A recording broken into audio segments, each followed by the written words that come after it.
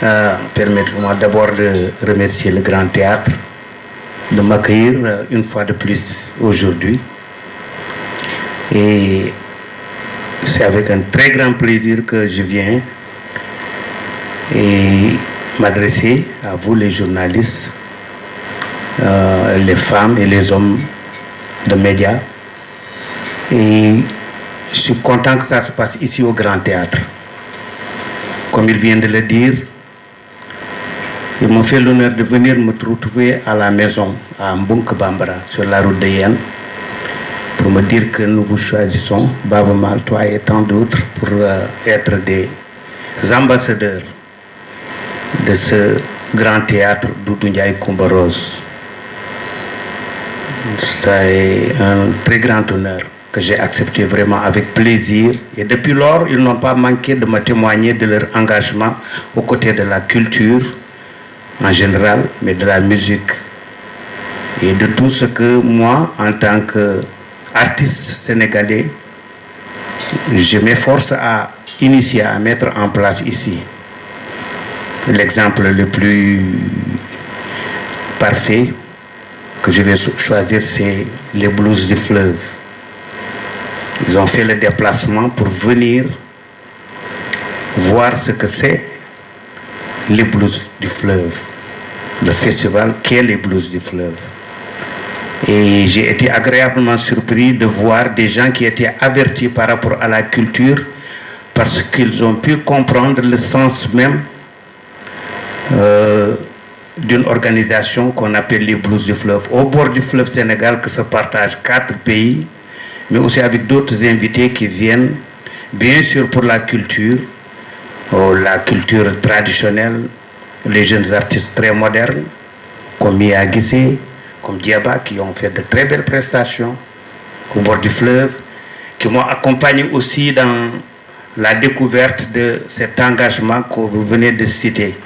Donc l'engagement de Baba Mal et de son orchestre, je dirais, qui fait ses 40 ans d'existence, engagement dans le domaine social, le domaine humanitaire, parce qu'on a eu à sortir de Podor, aller retrouver des jeunes qui ont initié des aménagements en agriculture, élevage, pêche et tout, et qui se sont inspirés de Nanka que j'ai mis sur pied et qui ont entendu le message.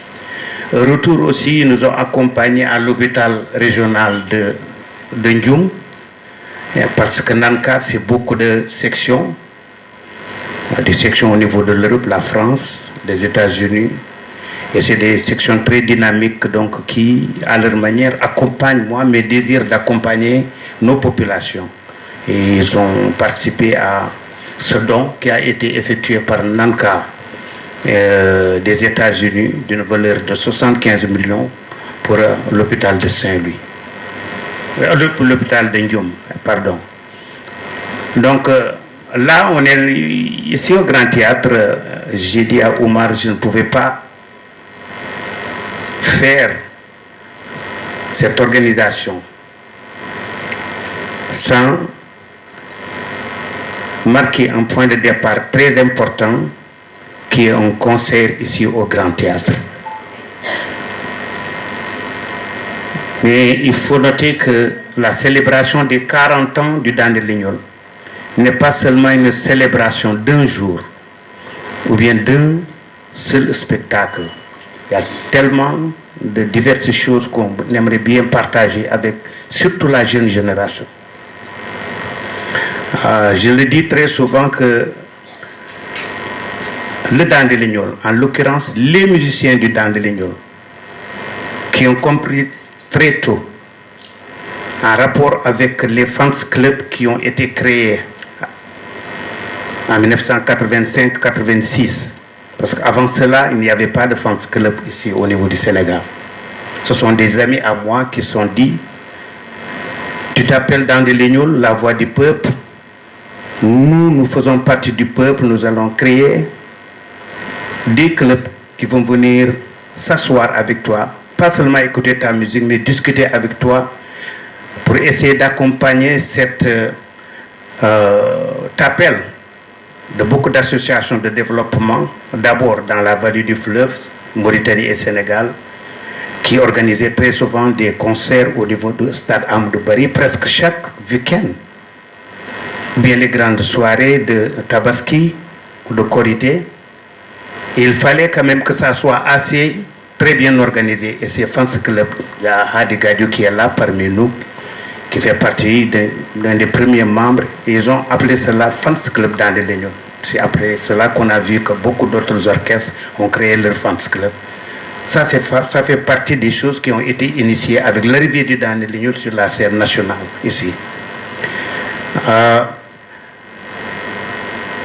Comme je l'ai dit tantôt, quand on créait dans les Lénions en 1985,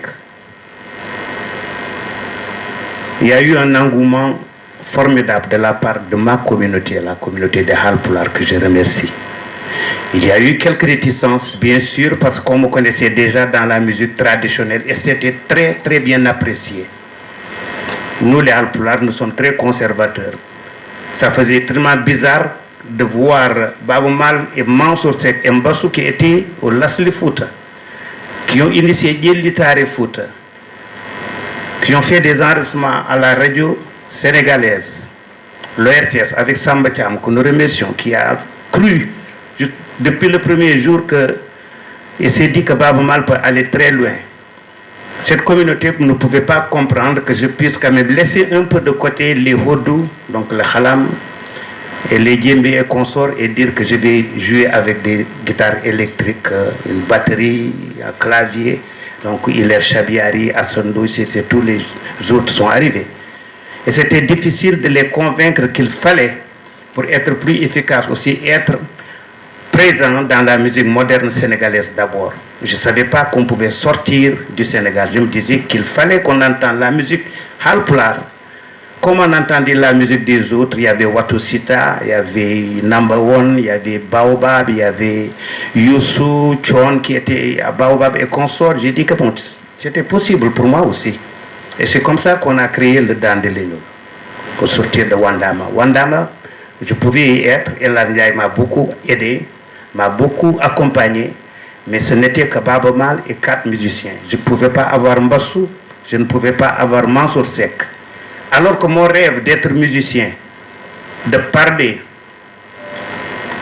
à l'Afrique en utilisant la musique, ce rêve, je l'ai commencé avec Mansour Seck et Mbassou. Il fallait les retrouver une fois de plus et c'est pourquoi nous avons créé le Dan de Lénions.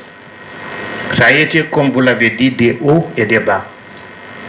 Parce que c'était plutôt la passion. On ne s'était pas dit qu'il fallait créer cet orchestre parce que ça peut marcher sur le plan commercial. C'était un engagement de dire qu'il fallait que la musique Halpulaar aussi ait son orchestre. On a eu des hauts et des bas parce qu'on n'avait pas de moyens. On a eu des hauts et des bas parce que la communauté ne pouvait pas comprendre, donc il fallait croire en soi. On quittait le Sénégal, on allait en France, plus particulièrement, retrouver les émigrés, donc qui, eux, avec une vision beaucoup plus différente de ce qui se passe au Sénégal, disaient que vous pouvez aussi exister ici. Et c'est comme ça qu'on a acheté nos premiers instruments, les batteries, les claviers, les guitares. Et sans aucun sponsor, sans aucun accompagnement, on s'est dit qu'il fallait que nous-mêmes, que nous nous construisions. Je pense que c'est l'un des rares orchestres qui ont vraiment fait tout leur chemin. À part l'amour et l'estime, et vraiment la reconnaissance surtout des jeunes. Parce qu'à chaque fois qu'il y a un changement, c'est les jeunes qui voient que ça, c'est une lumière qui s'adresse au futur, à l'avenir. Et les jeunes croyaient au Dan de Lénions. Les premiers concerts se sont passés d'abord au stadium de Amadou Barry. Ça a grandi et grandi et les gens se sont dit que maintenant, le stadium Amadou Barry est très petit. C'est là où se passait le basketball. On a dit qu'on va au grand stade. Et à chaque fois, c'était rempli à gogo, une retrouvaille. Et j'étais agréablement surpris de savoir que j'avais créé quelque chose. Ces jeunes femmes et hommes qui qui sont issus de ma communauté, qui sont venus pour retrouver, essayer de rechercher des opportunités pour faire leur vie. Ils ont retrouvé aussi des jeunes femmes et hommes donc, qui sont nés ici, qu'on appelle communément Ndjouddou Djiri, et qui ont commencé à comprendre le pulaar en écoutant ce nouvel orchestre qui s'appelle Dande Leñol, qui ne s'intéressait pas avant à leur culture.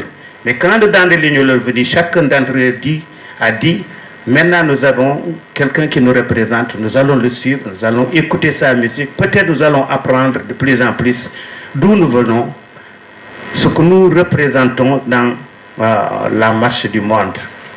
Et là, j'étais complètement étonné de voir l'accueil qui a été vraiment réservé à l'arrivée de l'orchestre Dande Leñol. Bon, je peux me permettre de dire, de citer des exemples dans ce que le Dande Leñol a fait, mais il me plaît toujours de revenir et de dire, après tous les grands périples, toutes les grandes tournées qui ont été couronnées d'une acceptance vraiment formidable de la part des mélomanes du monde entier, parce que le Dande Leñol est très original. Comme vous l'avez dit, c'est un groupe de scène. C'est un groupe qui, parce que Mansour Seck, Baba Mal, Mbossou Niang, nous sommes venus dans la musique parce que nous avons fait du théâtre. C'est pourquoi ça nous plaît de venir faire ce spectacle au Grand Théâtre, qui nous donne l'opportunité, comme vous avez posé la question, qu'est-ce que je vous réserve, de fomenter un très bel spectacle pour les 40 ans, qui survoleront tout ce que nous avons fait et accueilleront aussi nos invités. Je vais y revenir tout à l'heure. Mais donc c'est fort de ce spectacle, de comment faire la scène, de comment faire le décor, de comment faire la chorégraphie, de porter les boubous, les costumes, qui permettent à toute personne qui n'est pas originaire du Sénégal ou bien de l'Afrique, pendant 2 heures de temps au concert à Sydney ou bien à New York ou bien à Los Angeles, de voyager en Afrique, de ne même pas voir Dakar ou bien Thiès ou Kaolack, mais de voir un village du Fouta, comment les gens ils vivent, comment les gens ils s'habillent, comment les gens ils font de la musique, comment les gens ils font la fête, comment les gens ils communiquent. Donc le Dande Leñol a eu la capacité de faire passer ce message. Et donc vraiment c'était sans beaucoup de peine. Mais heureusement, comme je l'ai dit, les musiciens du Dande Leñol, au sortir de chaque tournée, m'accompagnaient au niveau du Fouta. Parce que Mbossou Niang avait initié à un certain moment ce qu'on appelle une tournée Djoul Mbowouri. On était quand même très bien attirés par l'opportunité que nous donnait l'industrie de la musique dans le monde, après avoir signé avec Chris Blackwell, Island Record, Mango, une très grande boîte commerciale, industrielle, au top dans l'industrie de la musique. Mais en même temps, revenir ici au Sénégal et de voir qu'il y a toute notre communauté, surtout le Fouta, Mauritanie et Sénégal, qui se disaient, vous pouvez aller partout dans le monde, mais nous vous voulons ici pour nous accompagner dans nos projets de développement. Ce n'était pas facile de faire le choix et de trouver le juste milieu entre être un artiste mondialement connu, qui évolue sur beaucoup de grandes scènes, et de retourner après chaque fête de Tabaski, faire une tournée de 1 mois, jouer dans presque 15 villages.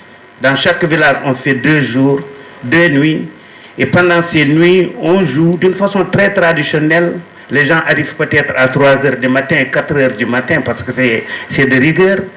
Et les musiciens ne se prennent pas la tête. Pour les héberger, ils acceptaient tout. On les hébergeait n'importe où, n'importe comment. Ils savaient qu'ils sont là pour des projets de développement. Ils se donnaient à ça.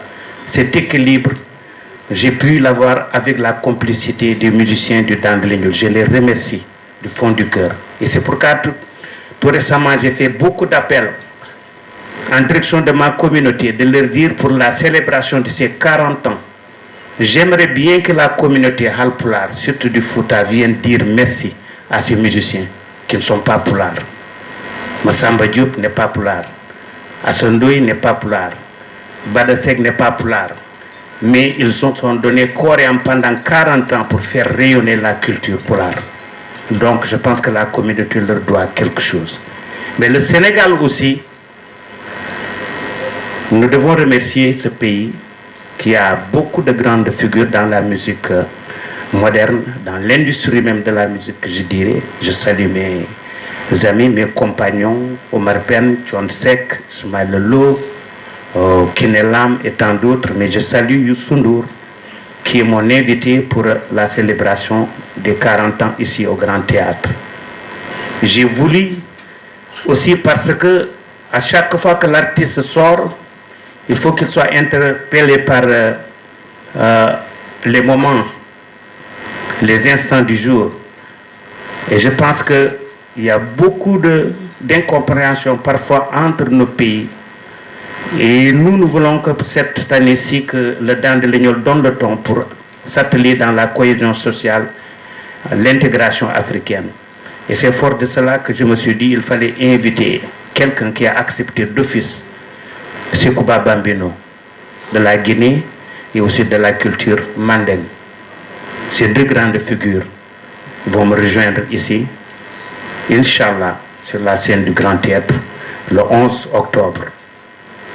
Mais il ne fallait pas oublier aussi que j'ai mentionné les jeunes qui nous retrouvaient au stade Amadou Barry et qui sont restés très fidèles par rapport à la musique du Dan de Lignol. Même ceux qui sont nés bien après la naissance du Dan de Lignol, je vois que de plus en plus, ils vont dans Internet et essaient de revoir et de savoir et de s'approprier de tout ce que moi j'ai eu à faire, même avant le Dan de Lignol. Et ces jeunes se trouvent dans la banlieue.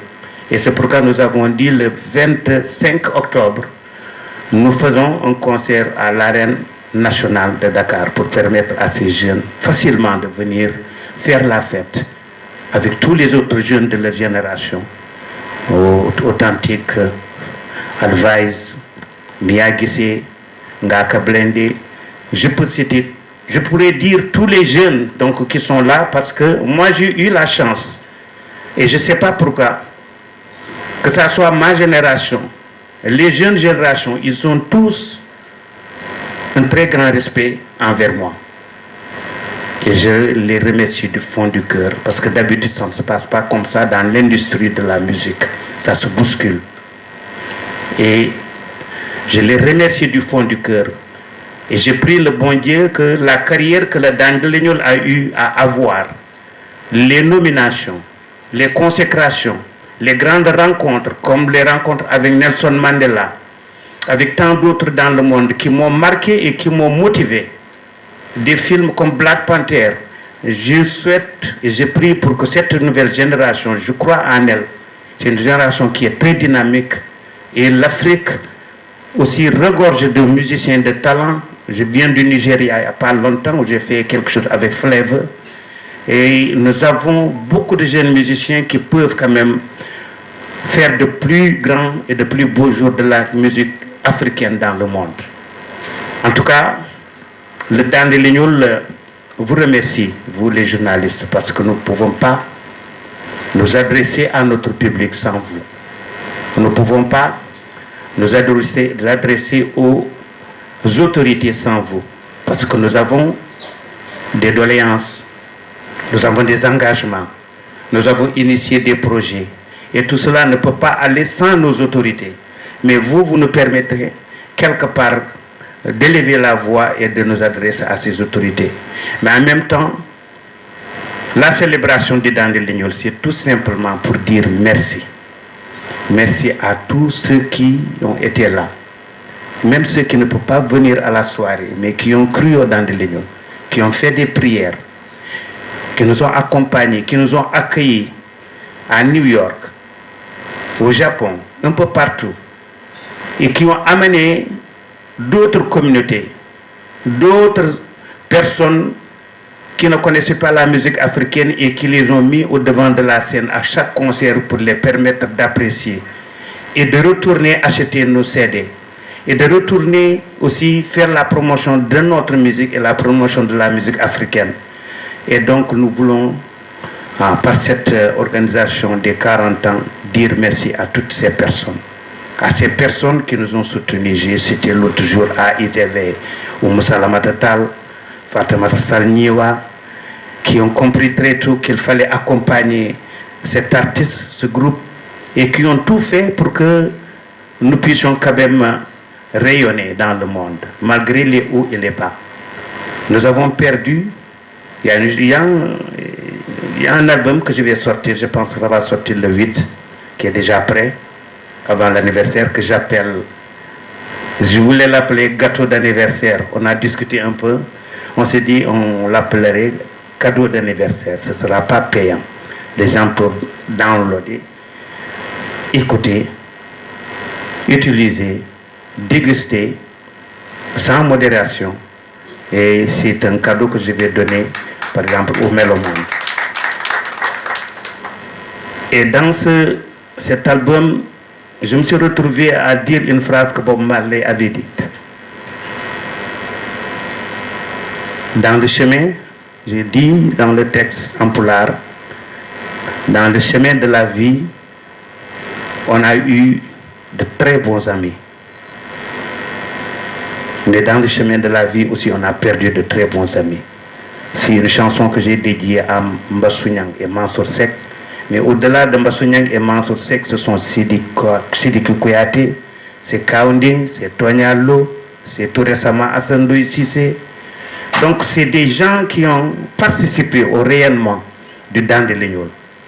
Ces gens qui, quand on regarde mes photos, mes vidéos, qui sont là derrière moi et qui ont vraiment participé à assumer ma responsabilité. Parce que quand on est un leader, là je parle de moi, un leader en tant que musicien, tu es là au devant de la scène, il faut qu'il y ait des gens très braves, mais des gens qui sont d'une grande complicité avec toi pour que tu puisses quand même avoir la bravoure de dire et de délivrer à chaque fois ton message, que ça soit musical, que ça soit les mots, que ça soit vraiment les images. Et j'aimerais bien remercier tous ces artistes qui nous ont quittés. Et la célébration des 40 ans aussi, c'est pour cela. Nous allons essayer de faire de telle sorte que Mansour Seck, par exemple, le 11 octobre, il n'est plus là devant nous, mais il sera avec nous sur la scène par sa voix et ses images. Que Assandou soit là avec nous. Et le manager me dit que 3 jours avant le concert, il y aura une exposition qui va retracer toute la vie de l'orchestre Le Dan de Lignol. Pas ma vie. Parce que les gens pensent que Baaba Maal et la musique, c'est 40 ans. Moi, j'ai commencé la musique depuis le lycée Charles de Gaulle. Je pourrais dire exactement que c'est en 1975 que j'ai fait mes premiers enregistrements au niveau de la Radio Sénégal avec Samba Thiam. Et puis c'est Lasli Fouta. Et puis c'est Djelitari Fouta. Et puis Wandama. Avant la création du Dan de Lignol en 1985. Donc, exposition, c'est quelques temps forts. Mais comme vous l'avez dit, l'exposition va grandir parce que la célébration va durer jusqu'au mois de juin 2026. Ça se passe à Dakar, ça se passe à Nouakchott, Mauritanie, ça se passe au niveau de la France, en Espagne. Ce sera aussi en Afrique centrale parce qu'il y a beaucoup de des gens de notre communauté qui sont au Gabon, Congo et consorts. Mais ce sera aussi un retour ici au niveau du Sénégal avec des expositions plus agrandies, des conférences, des débats, des forums par rapport aux textes. Omar Dembaba a écrit sur moi un livre qui s'appelle Baaba Maal, le message en chantant. Je me dis très souvent, c'est pas la voix, c'est pas parce que les gens disent que tu as une voix, peut-être elle est belle, peut-être qu'elle n'est pas belle, mais la relation entre Baaba Maal et sa communauté, ce sont les messages, surtout la Mauritanie, ce sont les engagements. Et ça, je dis que c'est important qu'on initie des débats, des forums, Parce qu'à chaque fois qu'il y avait ces engagements, c'était pour accompagner nos communautés dans leur combat. En Mauritanie, Dandelignon a été interdit de séjour de la Mauritanie pendant 10 ans. Quand j'ai sorti la cassette Soukanayo, je ne le dis pas parce que j'éprouve de la haine ou bien une rancune contre qui que ce soit, mais c'est l'histoire qu'on raconte. La Mauritanie faisait partie des localités où le Dandelignon vendait le plus de cassettes et faisait le plus de spectacles, donc notre survie. Et pendant 10 ans, parce que dans Soukanayo, les gens pensaient que je faisais... c'était un combat contre une quelconque, par exemple, dictature. On m'a interdit de séjour. Donc, séjour. Pendant 10 ans, le Dandelignon a perdu ce marché. Il fallait continuer à se battre sans soutien, croire en nous. Mais comme Dieu ne te laisse pas vraiment souffrir d'une façon injuste, c'est en ce moment même que Chris Blackwell a dit que je veux signer avec ce garçon qui s'appelle Baba Mal. Donc, une porte qui se ferme, une autre porte qui s'ouvre. Et c'est au sortir de ces 10 ans, fortifié de tout ce qu'on a fait avec le Island Record et Bango, qu'on a pu retourner en Mauritanie et on a vu que nous, la population de la Mauritanie a su nous dire merci. Donc, ce n'est pas la voix, ce n'est pas la musique, c'est l'engagement.